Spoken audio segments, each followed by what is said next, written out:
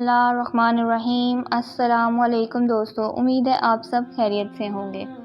وہ ایک بہت پرانا قبرستان تھا اور اس کے حوالے سے کئی قصے کہانیاں مشہور تھیں۔ کوئی کہتا تھا اس قبرستان میں جنات ہیں، کوئی کہتا تھا اس قبرستان میں چڑیلیں رہتی ہیں، تو کوئی یہاں پریوں کو دیکھنے کا دعویٰ کرتا تھا۔ ان باتوں میں سے کچھ تو سچی بھی تھیں، کیونکہ تمام باتوں کو جھوٹ بھی نہیں کہا جا سکتا۔ سلمان اسی علاقے کا رہنے والا تھا۔ وہ ان سب باتوں پر یقین نہیں کرتا تھا، لیکن ایسا ایک واقعہ اس کے ساتھ بھی پیش آ چکا تھا۔ جب ایک روز دن بھر بہت تیز بارش ہو رہی تھی، ایک شخص کا انتقال ہو گیا جس کی تدفین کے لیے سلمان سے رابطہ کیا گیا۔ وہ اکثر قبریں بناتا تھا اور کفن دفن کرتا تھا، مگر آج تک کبھی ایسا نہیں ہوا۔ مگر اس رات ایک پراسرار واقعہ پیش آیا۔ ہوا کچھ یوں تھا کہ دسمبر کے مہینے میں سلمان کو ایک قبر تیار کرنے کا کام ملا۔ جیسا کہ میں نے اوپر لکھا ہے کہ اس دن بہت تیز بارش ہو رہی تھی، مگر تدفین کے بعد نماز عشاء تھی۔ اس دن بارش کئی گھنٹے جاری رہی۔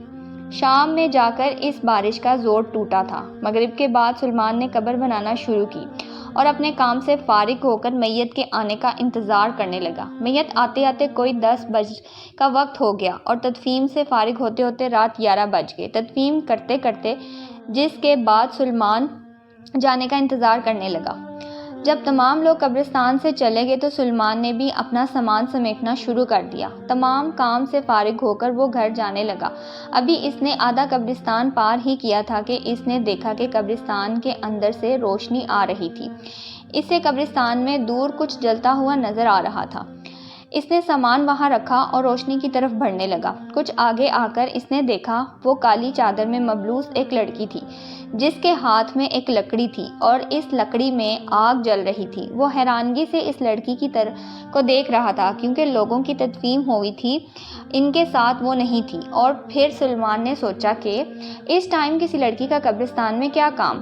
وہ بہت پریشان ہو گیا۔ ابھی تھوڑی دیر پہلے قبرستان میں کسی انسان کا وجود نہیں تھا، پھر یہ لڑکی کہاں سے آ گئی؟ پھر سلمان نے سوچا کہ یہ لڑکی شاید اپنے کسی عزیز کی قبر پر آئی ہوگی۔ شاید عموماً رات کو لوگ اپنے پیاروں کی قبروں پر قرآن پاک پڑھتے ہیں یا فاتحہ خوانی کرتے تھے، مگر سلمان نے پہلی دفعہ کسی لڑکی کو اتنی رات میں قبرستان میں دیکھا تھا۔ سلمان اس لڑکی کا پیچھے گیا۔ وہ لڑکی ادھر ادھر قبروں کے اوپر چلتی جا رہی تھی۔ وہ اس کے پیچھے پیچھے چلتا جا رہا تھا۔ وہ لڑکی بہت تیز چل رہی تھی۔ سلمان نے بھی اپنے قدموں کی رفتار بڑھا دی۔ پھر سلمان نے دیکھا تو اچانک وہ لڑکی غائب ہو گئی۔ سلمان ادھر ادھر دیکھنے لگا، لیکن وہ لڑکی سلمان کو کہیں نظر نہیں آئی۔ وہ کافی دیر وہیں کھڑا اس لڑکی کو تلاش کرتا رہا، لیکن سلمان کو وہ نظر نہیں آئی۔ سلمان نے سوچا شاید وہ اپنے گھر چلی گئی ہو۔ یہی سوچ کر سلمان نے کوئی مزید وقت ضائع کیے بغیر گھر کی طرف جانے لگا۔ اس نے اپنا سامان اٹھایا اور روانہ ہوا۔ رات کافی ہو چکی تھی۔ اس سے پہلے قبر اور تدفین میں بھی کافی دیر ہو چکی تھی۔ سلمان یہ سوچتے ہوئے جا رہا تھا کہ اچانک اسے قبرستان میں دور کچھ لوگ نظر آئے۔ اس نے سوچا کہ کوئی فوتگی ہو گئی ہے، شاید اس لیے اتنے لوگ ہیں۔ وہ دور سے ان کی آوازیں اور ہلکی ہلکی روشنی دیکھ رہا تھا۔ پھر اس صورتحال کو دیکھ کر اس نے سوچا کہ ابھی تک قبرستان میں کوئی نہیں تھا، پھر اچانک یہ لوگ کہاں سے آ گئے؟ معاملے کا جائزہ لینا وہ ابھی ان جانب روانہ ہوا جہاں ہلکی ہلکی روشنی نظر آ رہی تھی، آوازیں آ رہی تھیں۔ وہ کچھ الجھا ہوا آگے بڑھ رہا تھا اور سوچ رہا تھا اگر کسی کی فوتگی ہو گئی ہو تو جا کر ان کی مدد کرتا ہوں۔ جب وہ نزدیک پہنچا تو اس نے دیکھا کہ ایک درخت کے نیچے کچھ نوجوان لڑکیاں آگ جلا کر بیٹھی ہوئی ہیں اور آپس میں کسی ناموس زبان سے بات کر رہی ہیں۔ سلمان ان کی باتیں اور ان کی زبان نہیں سمجھ سکا، کیونکہ وہ کسی نئی قسم کی عجیب زبان میں بات کر رہی تھی۔ وہ کافی حیران ہوا ان سب لڑکیوں کو وہاں دیکھ کر۔ وہ جب ان لڑکیوں کے اور نزدیک پہنچا تو اس نے دیکھا کہ وہ 7 لڑکیاں تھیں جو بڑے مزے سے آگ جلا کر بیٹھی تھیں اور سکون سے ہنستے ہوئے ایک دوسرے سے باتیں کر رہی تھیں۔ ان سب لڑکیوں میں وہ لڑکی بھی موجود تھی جسے اس نے تھوڑی دیر پہلے دیکھا تھا۔ سلمان کو لگا کہ شاید یہ سب لڑکیاں کسی بڑے گھر کی امیر زادیاں ہوں جو وقت گزارنے کے لیے یہاں قبرستان آ کر بیٹھ گئی ہوں۔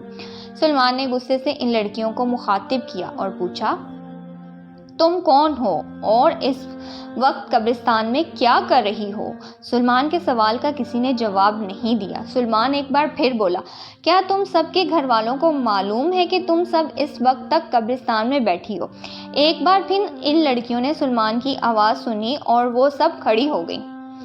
اب جو سلیمان نے غور سے ان کی جانب دیکھا تو ایسا لگا کہ جیسے کوئی خواب دیکھ رہا ہو، کیونکہ نہ ان کے ناک تھی اور نہ ہی منہ تھا۔ ان کے چہرے پر صرف کان اور آنکھیں تھیں جو انتہائی سرخ تھیں۔ ایک دم سلیمان کو خیال آیا کہ یہ کوئی انسان نہیں تھی بلکہ کوئی اور ہی مخلوق تھی۔ سلیمان کو ان لڑکیوں سے شاید خطرہ محسوس ہوا۔ وہ فوراً وہاں سے چلا، لیکن اسے ایسا لگا کہ کسی نے اس کے پاؤں مضبوطی سے پکڑ لیے ہوں، جہاں وہ کسی بھی طرح سے آزاد نہیں کر پا رہا تھا۔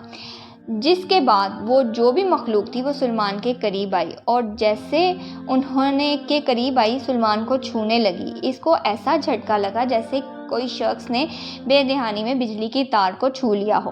اس کے بعد ایک چڑیل نے اپنے دوسرے ساتھیوں کو کہا کہ اس کے پاس کوئی تعویذ ہے جس کی وجہ سے ہم اس کا کچھ بھی نہیں بگاڑ پائیں گی۔ پھر ایک چڑیل نے سلیمان کو کہا کہ آج تو تم اس تعویذ کی وجہ سے بچ گئے ہو، ورنہ آج ہم تیرے خون سے اپنی بھوک مٹاتی۔ اس کے بعد وہ تمام چڑیلیں سلیمان کے پاس والے درخت کے اندر اس طرح داخل ہوئیں جیسے ہوا سے بنی ہوں۔ اس کے بعد سلیمان کے پاؤں آزاد ہوئے اور وہ وہاں سے بھاگ گیا۔ دوسرے دن سلیمان نے اس واقعے کا ایک نورانی عالم کرنے والے عالم سے کیا تو انہوں نے سلیمان کو بتایا کہ رات کو تمہارے سامنے بہت خطرناک چڑیلوں سے ہوا تھا جو تمہیں اپنا شکار بنانا چاہتی تھی، مگر تمہاری گردن میں جو تعویذ ہے اس نے تمہیں بچا لیا۔ اس کے بعد وہ مخلوق چڑیلیں کبھی بھی سلیمان کو نظر نہیں آئی اور وہ اس کے بعد قبرستان کے اس حصے میں دن میں ہی جاتا تھا۔